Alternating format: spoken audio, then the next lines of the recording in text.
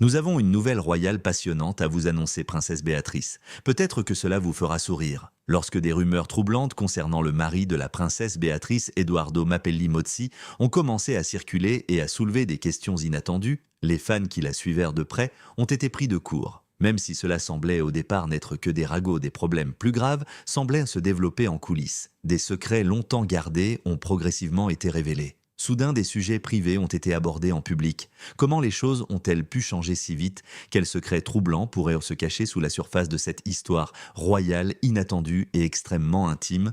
S'agit-il simplement d'un nouveau scandale royal ou pensez-vous qu'Edoardo cache quelque chose? Est-ce vrai ou faux? Dites-le nous dans les commentaires. Abonnez-vous pour nous permettre de réaliser davantage de vidéos et de partager la vérité avec plus de personnes. La rupture secrète? Edoardo Mapelli Mozzi était en train de se construire ce qui semblait être une vie stable et prometteuse avec une autre femme, Dara Wang, bien avant que la princesse Béatrice n'entre en scène. De plus, il ne s'agissait pas d'une romance éphémère ou d'une relation sans lendemain qui aurait pris fin au bout de quelques mois. Ayant étudié à Harvard, Dara était très instruite et s'était déjà imposée comme une architecte talentueuse et ambitieuse. Elle allait finir par créer de toutes pièces son propre cabinet d'architecture prospère, faisant preuve de ténacité et d'intelligence. De l'extérieur, tout dans leur relation semblait solide et prometteur. Ils s'étaient engagés dans un avenir commun, étaient profondément impliqués dans la vie l'un de l'autre et étaient même fiancés, planifiant ce que beaucoup considéraient comme une relation à long terme.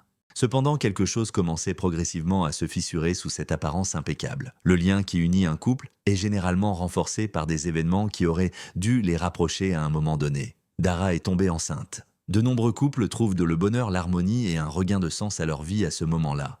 Cependant, cela a semblé avoir l'effet inverse dans ce cas précis. Cela a révélé le fossé grandissant entre eux plutôt que de les rapprocher. Bien que les personnes extérieures n'en aient pas eu conscience, des proches du couple ont laissé entendre par la suite que la tension avait déjà commencé à monter pendant cette période. Derrière, les portes closes, les choses n'étaient pas aussi paisibles qu'elles en avaient l'air. Certains ont même affirmé qu'il y avait des moments où les deux ne communiquaient pratiquement plus, passant des semaines, sans même s'échanger le plus simple des bonjours. Imaginez vivre dans ce genre de silence où tout semble s'effondrer lentement autour de vous, tout en portant un enfant. Dara avait probablement conscience de la situation dans laquelle elle se trouvait. Avoir un enfant dans une relation déjà tendue signifiait qu'elle serait la seule à devoir gérer les conséquences si les choses ne fonctionnaient pas. Elle s'est donc efforcée de maintenir la situation sous contrôle, elle s'est battue pour leur relation et l'avenir qu'ils avaient autrefois imaginé. Cependant, la tension a fini par devenir trop forte. Tout a atteint un point de rupture un soir. Ce qui avait commencé comme une dispute normale s'est rapidement envenimé. Selon certaines sources, une parole de trop a été prononcée, une parole irréparable. C'est à ce moment précis que Dara a atteint son point de rupture. Elle lui a clairement fait comprendre qu'il était libre de partir s'il le souhaitait. Pour une relation qui semblait déjà brisée, elle n'était plus disposée à supplier. Elle élèverait l'enfant seule si nécessaire.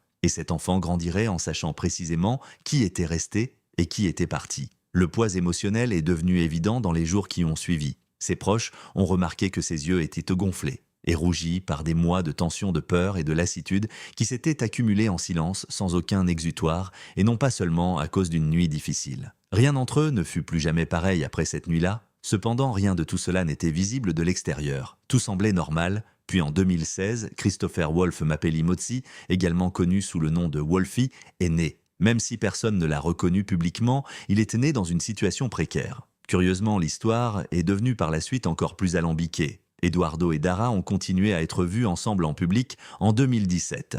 Ils se rendaient à des événements, posaient pour des photos et se tenaient côte à côte en souriant comme si de rien n'était. Aux yeux des spectateurs, ils semblaient former un couple toujours uni. Cependant, la réalité était bien différente derrière ces photos soigneusement mises en scène. La perception des gens ne correspondait pas à la réalité, car leur relation avait pris fin discrètement dès 2018. Cependant, Edoardo a été aperçu avec la princesse Béatrice quelques mois après cette rupture. Quand a-t-il donc réellement commencé à fréquenter la princesse Béatrice? Cela a-t-il commencé seulement après la rupture de ses fiançailles ou y avait-il quelque chose qui se tramait en coulisses avant que la relation avec Dara Wang ne s'effondre officiellement? Examinons cela de plus près pour trouver le tournant. La réalité du passé d'Edoardo. En 2011, Edoardo Mapelli Mozzi a reçu un appel qui a bouleversé sa vie. Christopher Schell, son beau-père, était décédé. Cela ne s'est pas passé en secret ni dans le silence. Au milieu de la foule, du bruit et des caméras, il s'est évanoui au festival de Glastonbury, l'un des événements les plus importants et les plus connus de Grande-Bretagne.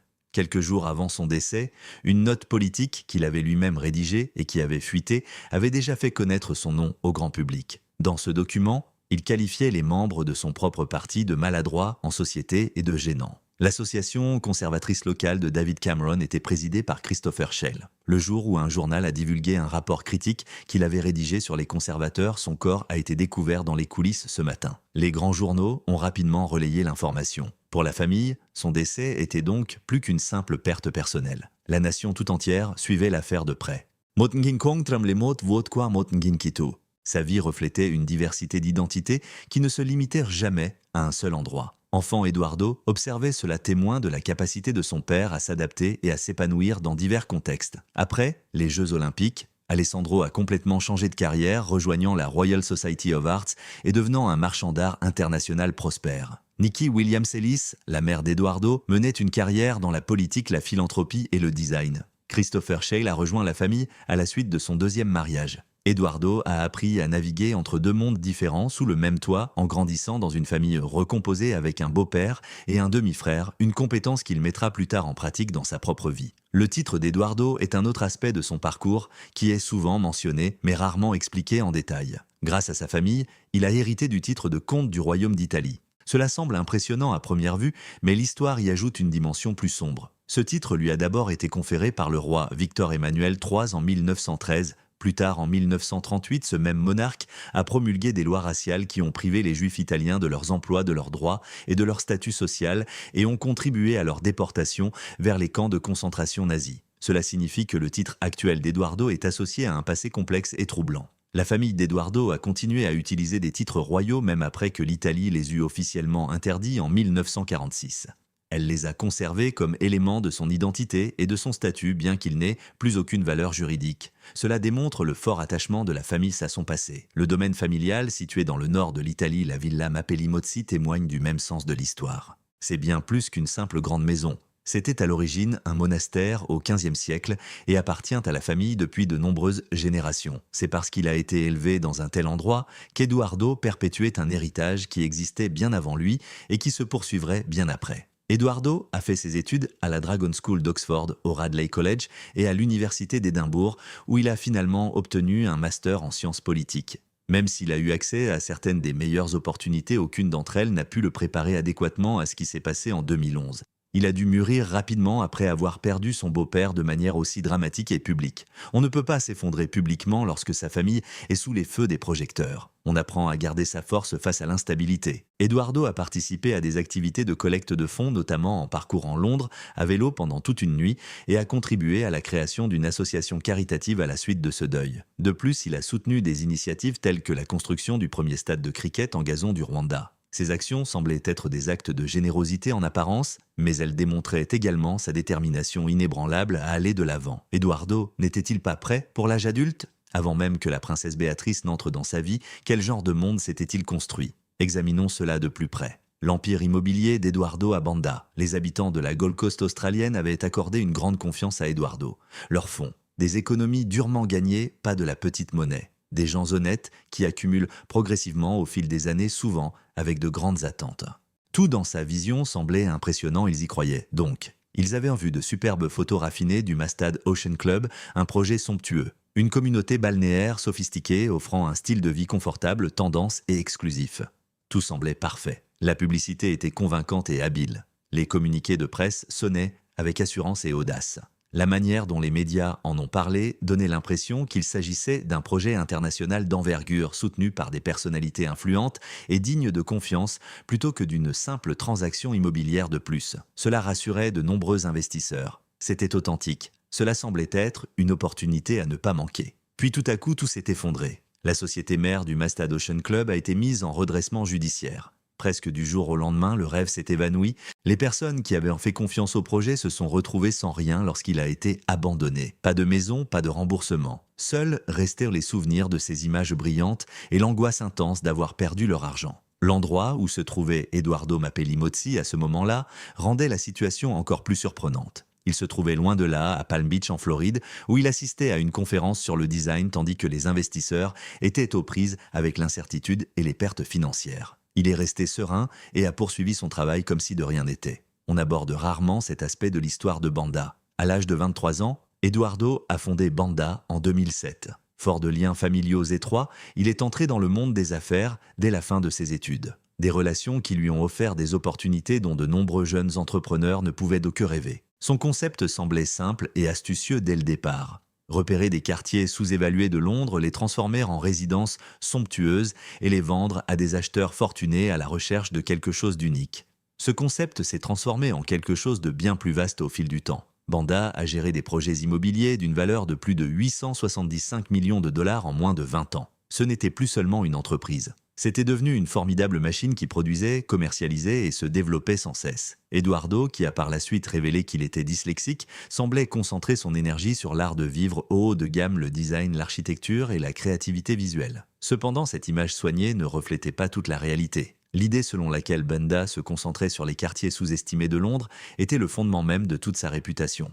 Eduardo a répété ce message à maintes reprises en public. Cela semblait responsable, voire bénéfique, comme s'il apportait des améliorations aux zones négligées de la ville. Mais au fil du temps, les gens ont commencé à douter de cette histoire. Des journalistes de Forbes ainsi que d'autres auteurs et spécialistes de l'immobilier ont commencé à y regarder de plus près. Lorsque l'un des projets majeurs de Banda a vu le jour à Notting Hill, l'un des quartiers les plus chers et les plus prisés de tout le pays, leur scepticisme s'est intensifié. Un endroit où les prix de l'immobilier étaient extrêmement élevés depuis des décennies. Rien là-bas n'était sous-estimé. Derrière cette contradiction se cachait un problème plus profond. Londres connaissait déjà une grave crise du logement. La hausse des prix empêchait des milliers de gens ordinaires de rester dans les quartiers où ils avaient grandi. Des familles perdaient leur logement, les communautés se désagrégeaient. Transformer des propriétés coûteuses en résidences encore plus exclusives et onéreuses dans un tel contexte ne se limite pas à modifier le marché. Cela bouleverse la vie des gens. Selon de nombreux détracteurs, ce n'était pas une conséquence inattendue des activités de Banda, c'était le reflet de sa propre personnalité. Eduardo a réagi à tout cela d'une manière très caractéristique.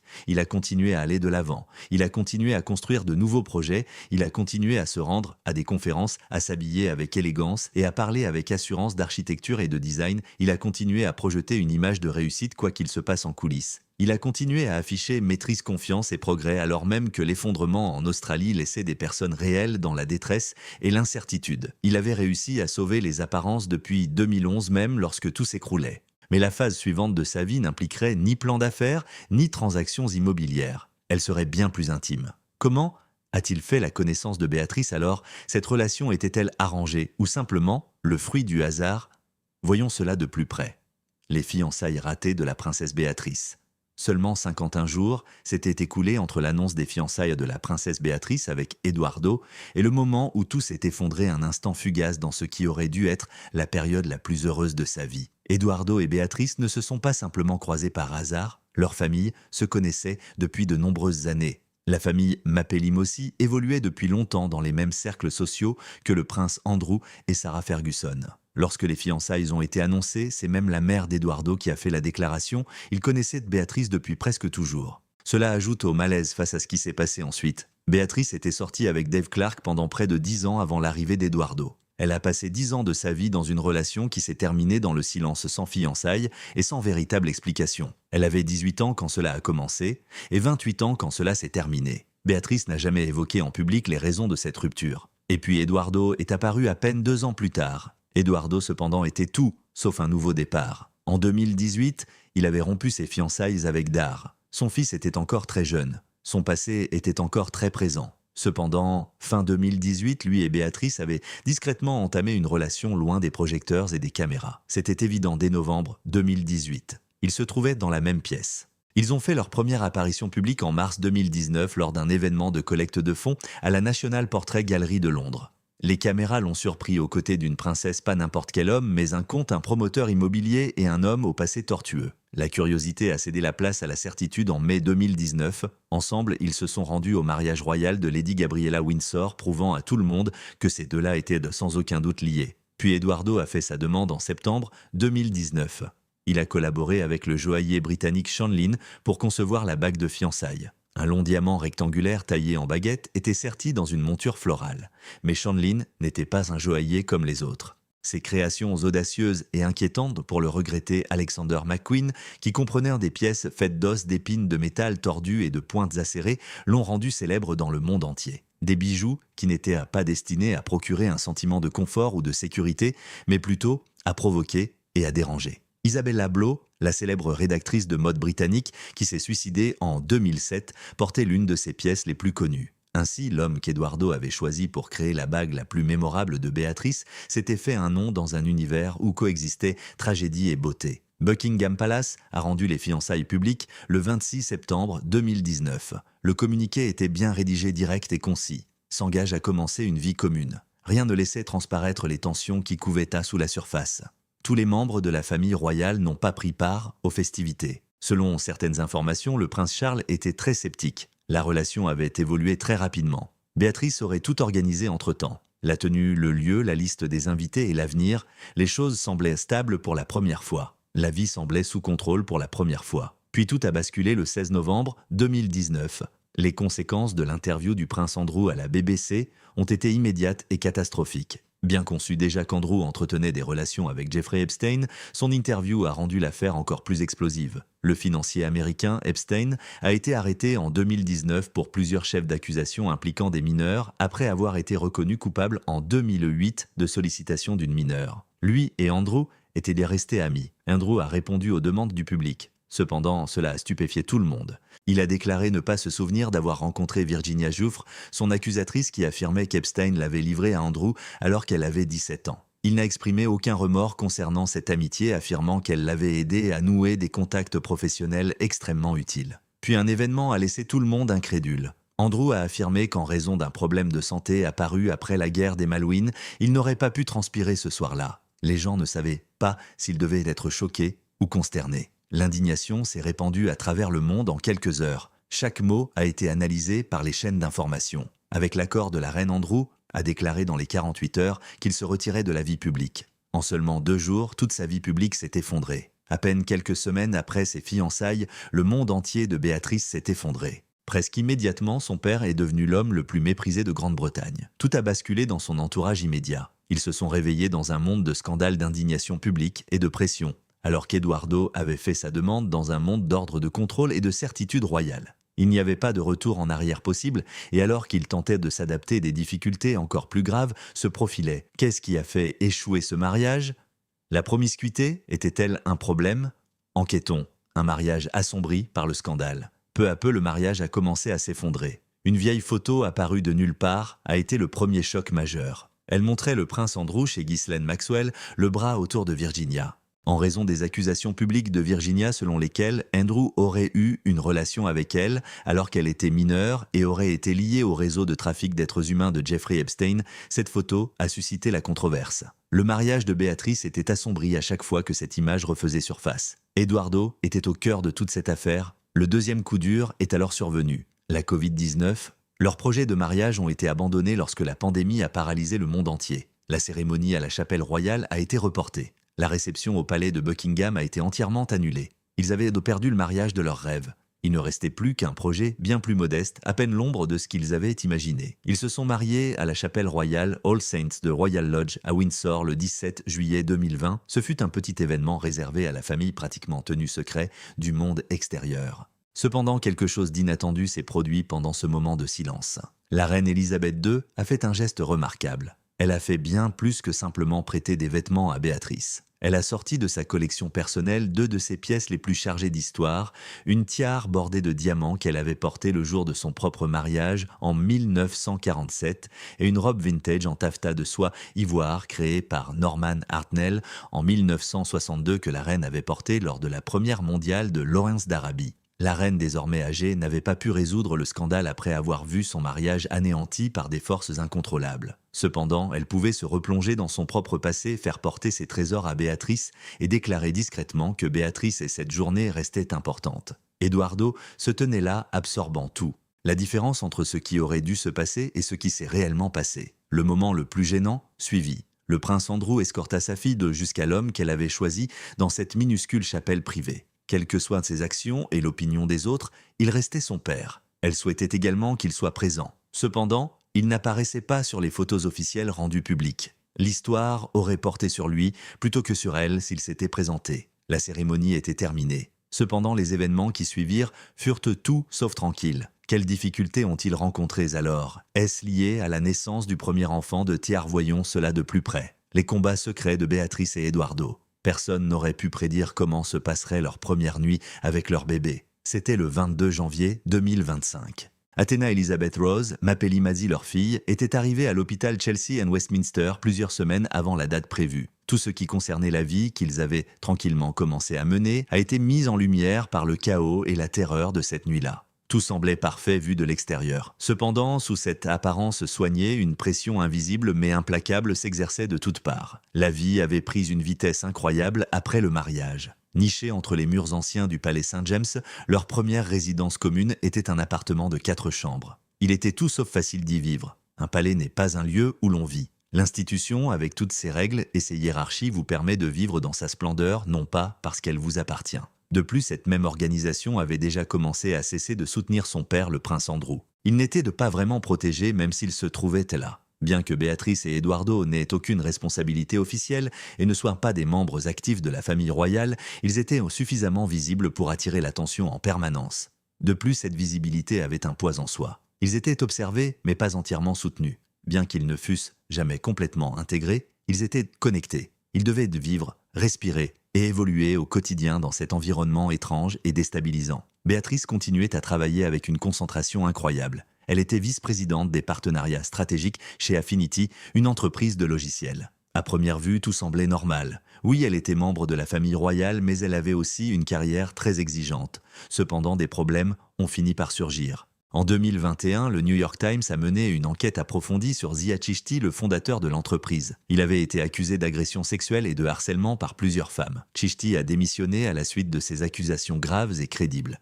Béatrice est restée. Il n'y a eu ni démission, ni déclaration publique, ni prise de distance manifeste par rapport à une entreprise dont le fondateur avait été reconnu coupable d'une faute choquante. Eduardo est également resté silencieux. Ce qui aurait dû susciter des questions a été entouré de silence, laissant le monde s'interroger en silence, tandis que le couple continuait comme si de rien n'était. Un autre changement est survenu fin 2022. Ils ont quitté le palais pour s'installer dans une ferme rénovée des Cotswolds, dotée de 6 chambres. Une piscine extérieure étincelante, de vastes jardins et des cours de tennis. Selon certaines informations, la propriété valait environ 3,5 millions de livres sterling. Pour les observateurs extérieurs, cela semblait être un mode de vie, une escapade relaxante à la campagne. Cependant, le moment choisi était tout sauf fortuit. En septembre 2022, la reine Elisabeth II est décédée.